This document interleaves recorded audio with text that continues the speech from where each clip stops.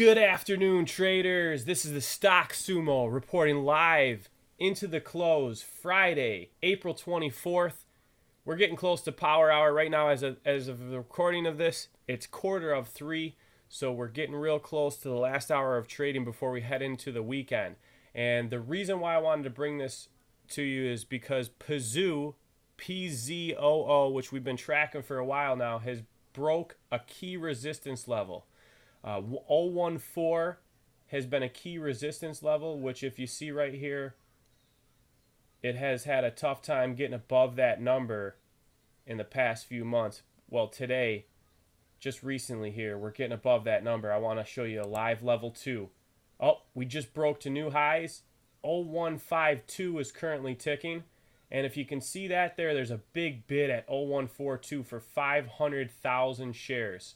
So as you can see, I'm bringing this to you live. 32.2 million shares traded. Very solid volume on Pazoo. And we got some big bids. 250K shown by E-Trade. A retail trader stepping in on the bid, looking for some size. Offers are pretty thin. 10K showing on the ask. That's a good sign. You don't see any big blocks. 139 at 0158 and you got 150K at 0175. So it looks like the resistance is broken, and this looks like a clear breakout.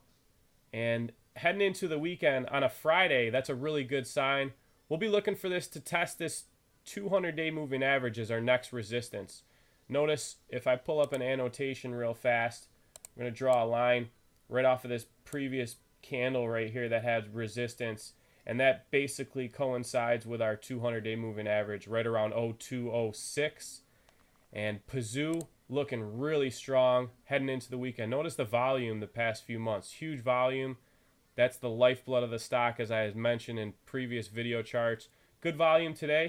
We're looking for this to carry into next week. The momentum, that's always a good sign, especially on a Friday. Fridays tend to be a slow day, and usually people are out selling.